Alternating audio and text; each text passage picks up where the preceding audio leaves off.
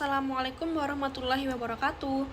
Saya Faradila Syaputri dengan NIO 5355663 dari angkatan 24 Manajemen Sumber Daya Akuatik. Nah, di sini saya akan menjelaskan tentang tantangan observasi bawah air. First, apa sih itu observasi bawah air? Nah, observasi bawah air adalah kegiatan pengamatan langsung maupun tidak langsung yang dilakukan di dalam perairan, seperti laut, danau, sungai, waduk, dan tambak. Hal ini bertujuan untuk mempelajari sumber daya ikan, organisme lain, serta kondisi lingkungannya. Nah, observasi bawah air juga penting untuk dasar pengambilan keputusan dalam pengelolaan perikanan tangkap maupun budidaya. Serta data-data dari observasi mampu memberikan gambaran langsung mengenai jumlah, jenis, ukuran, perilaku, serta distribusi ikan di habitat aslinya. Nah, selanjutnya masuk ke tantangannya nih. Tantangan yang saya ambil itu ada 5. Yang pertama, ada teknis dan peralatan, lingkungan, keselamatan, sumber daya manusia, dan waktu dan biaya. Yang pertama, itu ada teknis dan peralatan. Pada observasi bawah air, dari sisi teknis, keterbatasan peralatan dan teknologi menjadi kendala utama karena alat seperti kamera bawah air, sonar, maupun ROV harganya sangat mahal. Membutuhkan perawatan khusus serta operator yang berpengalaman. Tidak semua daerah juga memiliki akses terhadap teknologi modern seperti eDNA dan sensor kualitas air. Next, yang kedua ada lingkungan. Aspek lingkungan juga sering menjadi kendala karena kondisi lingkungan yang tidak selalu mendukung kegiatan observasi.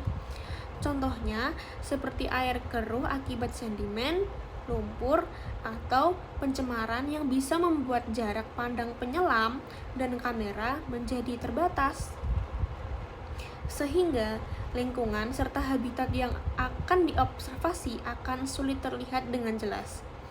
Nah, kedalaman perairan juga menjadi masalah karena semakin dalam penelitian, maka semakin tinggi juga tekanan yang akan dialami oleh penyelam maupun alat-alat sehingga hanya bisa dilakukan dengan peralatan khusus.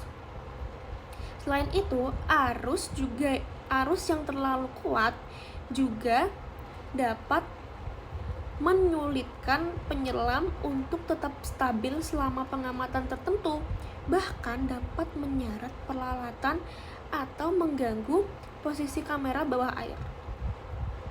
Faktor cuaca juga sangat berpengaruh. Selain itu ada gelombang tinggi, hujan deras, ataupun angin kencang yang dapat memperlambat, memperpendek, atau bahkan menghalangi kegiatan observasi.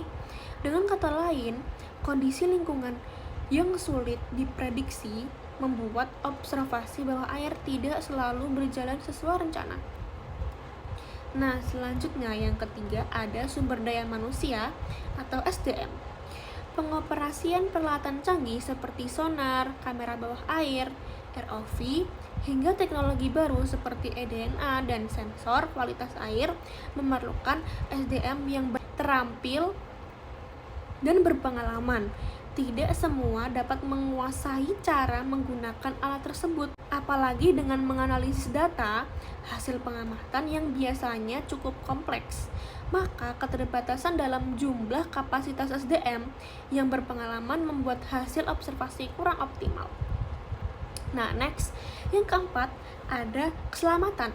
Problem keselamatan juga jadi tantangan besar karena banyak resiko yang akan dialami oleh penyelam, seperti penyakit dekompresi, kekurangan oksigen, kelelahan, serta potensi ancaman dari satwa seperti shark atau hiu, ular laut, dan lain sebagainya.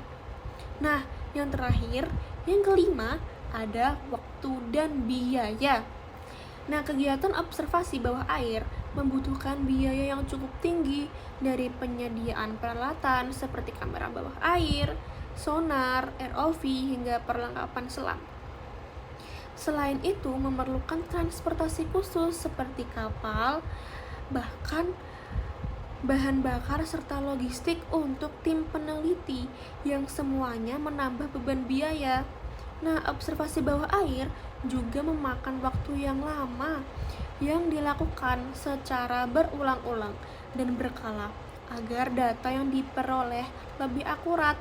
Hal ini seringkali terbentur dengan keterbatasan dana riset, terutama di negara berkembang atau negara terpencil yang minimnya dana. Oleh karena itu, aspek waktu dan biaya menjadi kendala yang cukup berat. Nah, next itu ada solusi. Yang pertama ada teknis dan peralatan. Solusinya menggunakan peralatan teknologi alternatif seperti kamera GoPro dan mengembangkan peralatan lokal. Selanjutnya juga ada lingkungan. Solusinya menentukan waktu observasi yang sesuai dan melakukan perencanaan lokal yang tepat.